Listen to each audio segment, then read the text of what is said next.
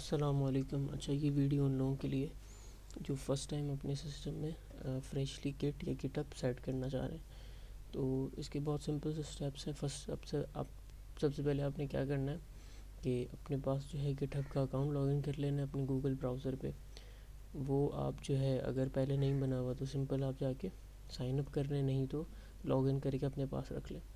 Secondly, अब हम जब कमांड लाइन के थ्रू अपने गिटहब को सेटअप करना चाह रहे होते हैं तो हमें एक सर्विस की ज़रूरत पड़ती है जो कि होती है गिट।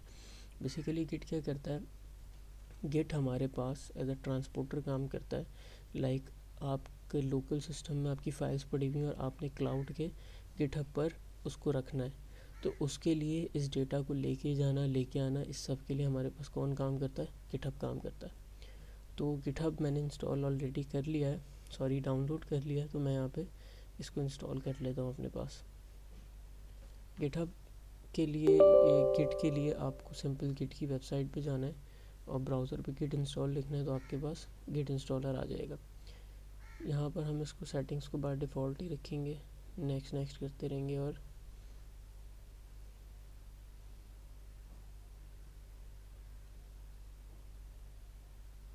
सिंपली बस आपने इसको नेक्स्ट करके डिफ़ॉल्ट सेटिंग्स में इसको इंस्टॉल कर लेना अपने पास।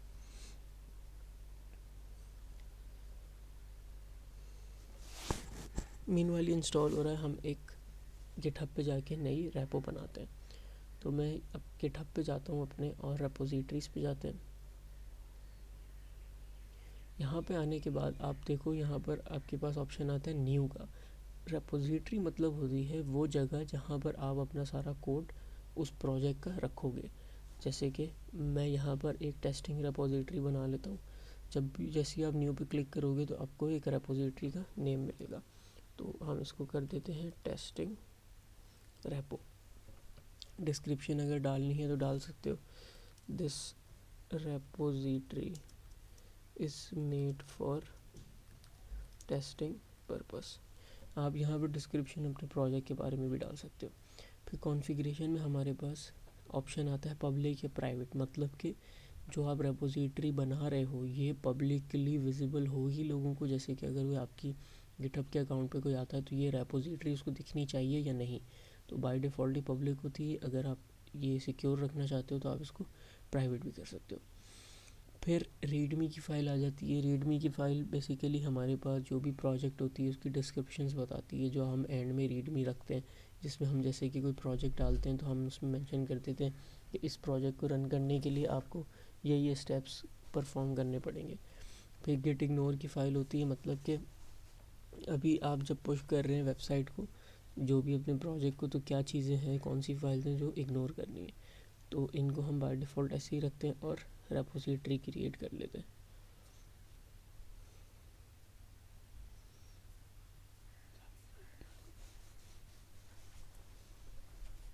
तो रेपोजिटरी जैसी क्रिएट होगी, यहाँ पर देखो आपको कमांड्स मिल जाएंगी। ठीक है, यहाँ पे दो तरीके हैं फ़ाइल को अपलोड करने के। एक तो तरीका ये है कि आप क्या कर दो, upload an existing file.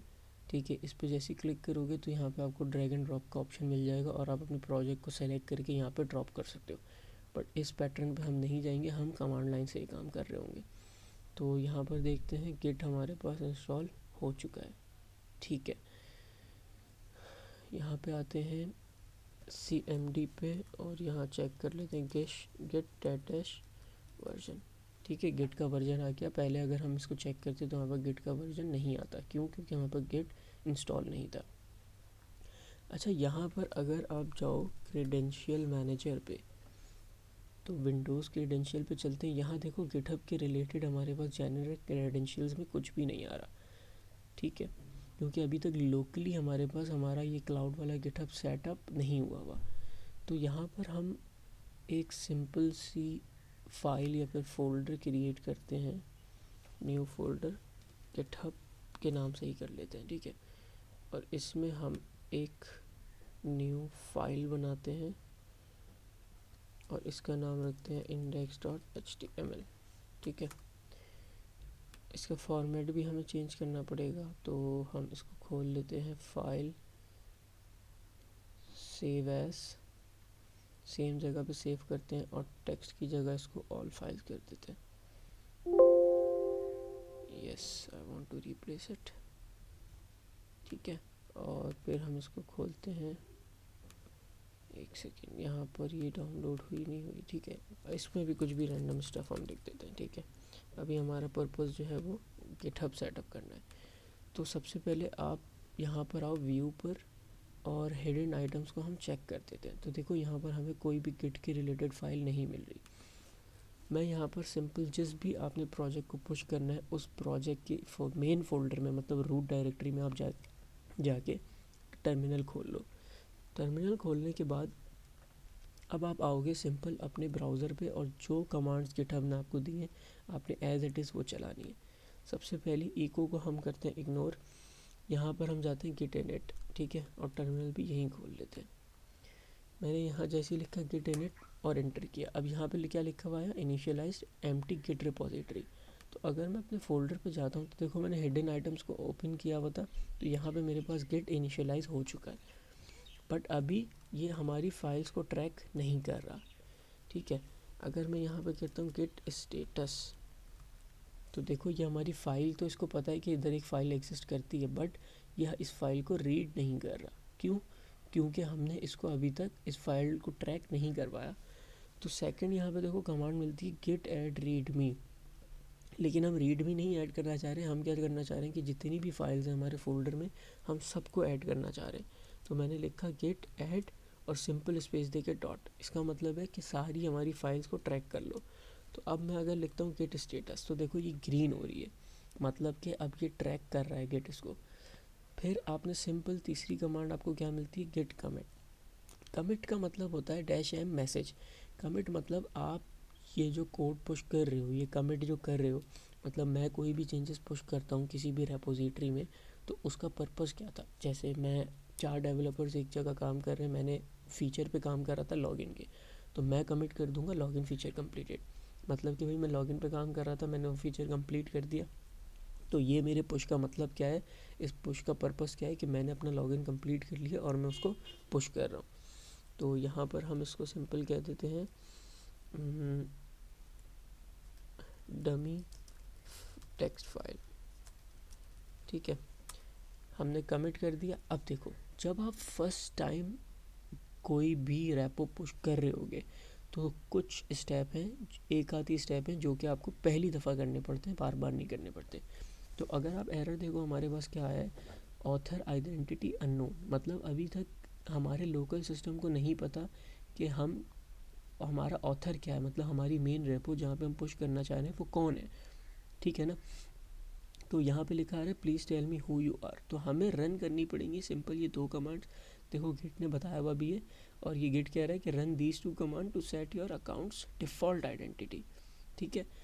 Global का मतलब ये होता है कि आपके पूरे सिस्टम में ग्लोबली ये सेटअप हो जाएगी ईमेल और नेम, आपको बार बार हर प्रोजेक्ट के लिए नहीं करना पड़ेगा।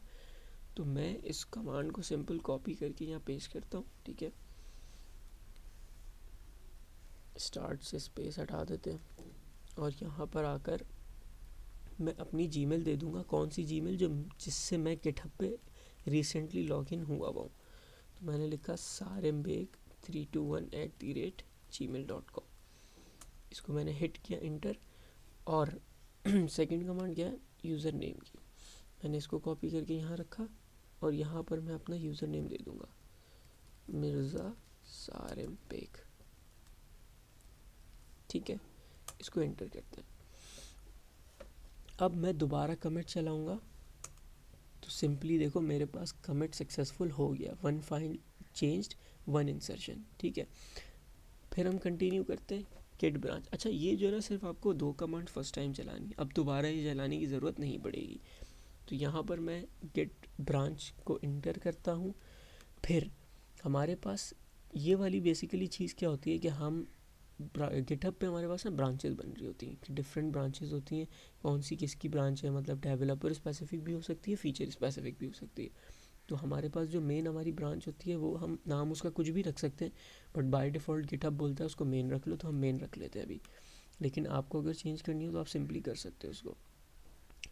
फिर हमारे पास जो कमांड मिलती है वो गिट रिमोट ऐट ओरिजिन, और हमारे पास रेपोजिटरी का नेम। अच्छा अगर ये आप देखो और ऊपर देखो तो जो आपको पाथ मिलता है वो सेम मिलता है, गिटहब सारिम 08 और टेस्टिंग रेपो। यहाँ पर भी देखो गिटहब सारिम 08 टेस्टिंग रेपो। इसका मतलब ये होता है कि हम अपने लोकल ओरिजिन को बता रहे हैं कि हमारे पास जो इसका प्लेस है, मतलब जो इसकी जगह है, उसका एड्रेस क्या है, सिंपल। तो वो हमने इसको एड्रेस दे दिया। अब हम क्या कर देंगे, git push dash u origin main, मतलब किस ब्रांच में किस ओरिजिन पे पुश करना है, जो हमने ब्रांच बनाई थी मेन, उसी ओरिजिन पर हम इसको पुश कर रहे हैं। एक लास्ट स्टेप, जब मैंने पुश करा तो अभी क्योंकि हम सेटअप नहीं हुए हुए कम्प्लीटली, तो ये दो स्टेप, कौन सा वाला, पहला आपने ईमेल और अपना होस्ट नेम देना था, यूज़र नेम सॉरी, और सेकंड स्टेप आपने यहाँ पे गिटहब को साइन अप करना है। ये आपके पास दे कौन रहा है प्रॉम्प्ट, ये गिट दे रहा है। गिट क्या कह रहा है, आप गिट को अपने गिटहब से कनेक्ट कर लो। तो ये जब भी आपके पास प्रॉम्प्ट आए ना, तो मेक श्योर कर लेना कि आपके पास जो भी गिटहब जिससे आपने कनेक्ट करना है वो आपके पास ब्राउज़र पे खुला हुआ हो, ठीक है। नहीं तो ये ऑथेंटिकेशन परफॉर्म नहीं हो पाएगी, क्योंकि हम क्या करेंगे, sign in with your browser. तो जैसे ही हम ब्राउज़र से साइन अप करेंगे, गिट जो है चेक करेगा गिटहब आपके पास खुला हुआ है ब्राउज़र पे और उसको ऑथेंटिकेट कर देगा। देखो गिटहब और गिट अब आपस में ऑथेंटिकेट हो चुके हैं, मतलब हमारे पास लोकल सिस्टम का गिट और हमारे पास क्लाउड पे पड़ा हुआ गिटहब, अब ये दोनों आपस में इंटरलिंक है, मतलब कि कम्युनिकेट कर सकते हैं।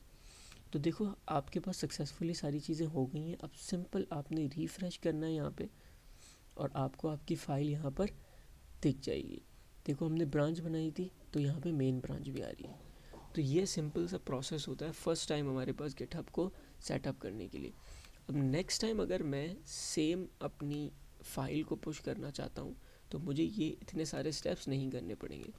मैं यहाँ पर देखो कुछ चेंजेस करता हूँ, ठीक है। एक लाइन मैंने और ऐड कर दी, इसको सेव करके मैंने क्लोज कर दिया। मैं यहाँ पे आऊँगा, सिंपल टर्मिनल खोलूँगा और मैं लिखूँगा गेट स्टेटस, ठीक है। अब देखो फिर से अनफाइल ये रेड हो गई है फाइल, क्यों, क्योंकि इसमें चेंजेस हुई हैं। गेट इसको ट्रैक कर रहा था, अब इसमें चेंजेस हो गई। मैंने क्या करा, मैंने दोबारा इसको गेट ऐड डॉट करा, गेट कमिट डैश एम, और यहाँ हम कर रहे थे एडेड अ न्यू लाइन, ठीक है। अब ये मेरे देखो कमिट हो गया, इसने मुझे जो है इंसर्शन बता दी कि वन फाइल चेंज हुई है, ठीक है ना। और मैं क्या कर दूंगा, गेट पुश, और मेरा ओरिजिन क्या है, ओरिजिन मेन, ठीक है। देखो गेट पुश हो गया।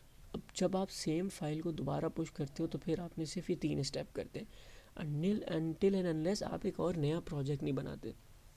जब नया प्रोजेक्ट बनाओगे ऑब्वियसली नई रेपोजिटरी क्रिएट करनी पड़ेगी, उसके लिए आपको वो कमांड चलानी पड़ेंगी जो गिटहब आपको दे रहा है। बट अब आपको यूज़र का अपनी यूज़र ईमेल और यूज़र नेम और साइन इन विद ब्राउज़र ये स्टेप्स नहीं करने पड़ेंगे। तो हम ब्राउज़र पे आके यहाँ रिफ़्रेश करते हैं, ठीक है। यहाँ पर इस फाइल को खोलते हैं, देखो हमारे पास दूसरी लाइन भी आ गई। और मैंने आपको शुरू में एक चीज़ दिखाई थी, क्रेडेंशियल मैनेजर। तो अगर मैं यहाँ खोलता हूँ क्रेडेंशियल मैनेजर, तो देखो यहाँ पर गिटहब आ रहा है मेरे पास, और गिटहब की कौन सी यूज़र ईमेल आ रही है, जो मेरे पास यहाँ पर देखो गिटहब पे सारिमबेग 08।